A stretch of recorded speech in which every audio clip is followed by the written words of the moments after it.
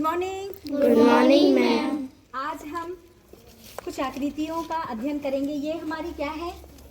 Fencing बनी हुई है। किससे बना है बेटा? कबाड़ से बना है। और कैसी आकृति दिखाई दे रही है? ज्यामितीय आकृति। जिसमें ये कौन सी आकृति है? क्या है ये? आयत का परिमाप। ये भी आयत। ये वर्ग है ना, ये भी आयत। इस तरीके से बहुत सारी आकृतियों के द्वारा हमने इसका निर्माण किया है आप लोगों के पढ़ने के लिए। ठीक है, आज हम आयत का परिमाप देखेंगे कि कैसे निकालते हैं। परिमाप मतलब क्या होता है? किसी भी आकृति के चारों ओर यदि हम एक चक्कर लगाते हैं वो क्या कहलाता है? परिमाप।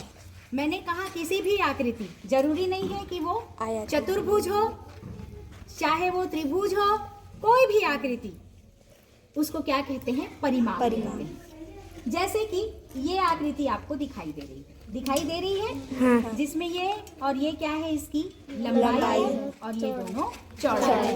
ये आयत है, दिख रही है आयत। हाँ। यहाँ पे कौन से अंश का, कितने अंश का कोण बन रहा है? यहाँ पे 90। ये समकोण, ये समकोण, ये समकोण, ये समकोण। तो आयत में कितने समकोण होते हैं?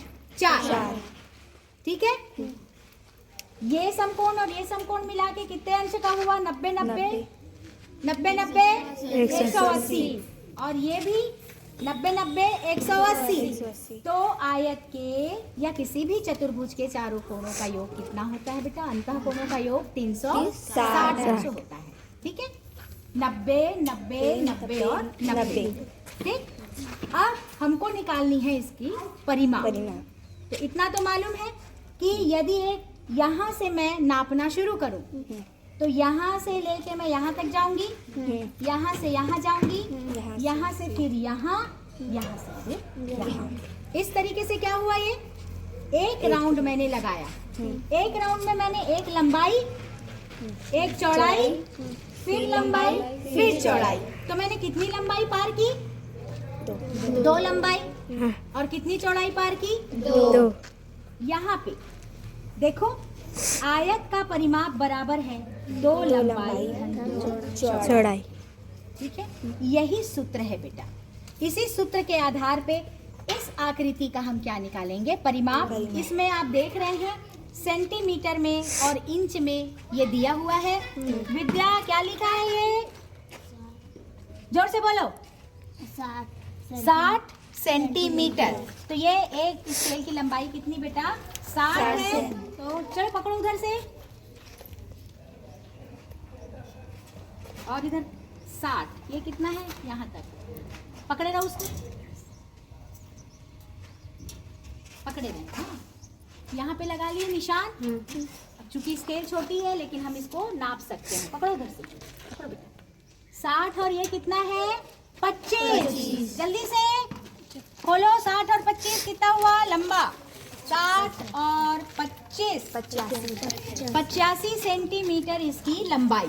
ठीक है, क्योंकि आयत में क्या होता है? लंबाई समान होती है और चौड़ाई भी समान होती है। तो इसकी लंबाई कितनी है बेटा? 85।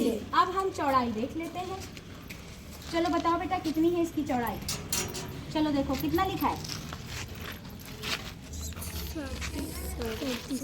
37 है। तो इसकी चौड़ाई 37। तो इस तरीके से लंबाई 85 और चौड़ाई 37। ठीक है, अब जल्दी से जोड़िए। 85 85 कितना हुआ?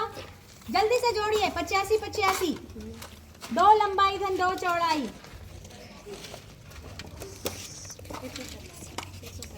170। और उसमें चौड़ाई कितनी थी बेटा? 35 37। तो 37 और 37 और जोड़ो।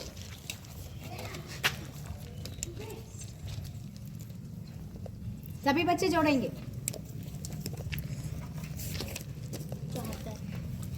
74 और लंबाई कितनी थी? दोनों लंबाई जोड़ के, हाँ, तो दोनों को जोड़ो। 170 और लंबाई, 2 लंबाई 2 चौड़ाई जोड़ो। 170 धन 2 चौड़ाई को जोड़े तो कितना आया बेटा?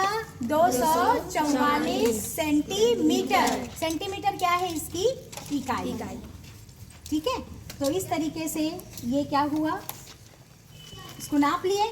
अब आपका होमवर्क रहेगा इसको भी नाप के देखना, इसको नाप के देखना। समझ में आ रही बातें? ठीक है, तो आपको समझ में आएगा। ये किसके जैसे दिखाई दे रहा है? वर्ग दिखाई दे रहा है ये। हाँ। तो वर्ग का भी अपन नाप लें। हाँ। चलो, वर्ग में क्या होती है? वर्ग की क्या विशेषता है? लंबाई चौड़ाई उसके सभी भुजा क्या होती हैं? बराबर होती हैं। तो इसकी चौड़ाई तो हमने नाप ली थी, कितना था इसका? 37 था। और इसकी लंबाई कितनी है बेटा? ये भी कितनी है आपकी? 37 दिखाई दे रही है। 37, ये आपकी 37 इसकी दिखाई दे रही है। तो 37 लंबाई, 37 चौड़ाई। तो 37 कितना हुआ? 74। 74 गुणित 2। चलो करो। 74 धन 74, 2 बार जोड़ो।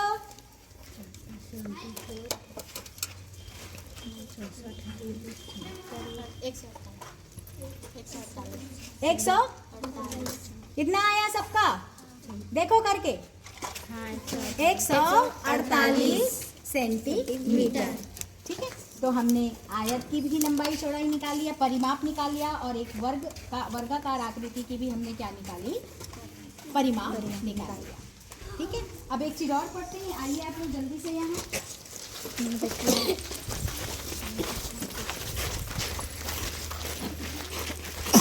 हटो ना, हटो। वीडियो बनाती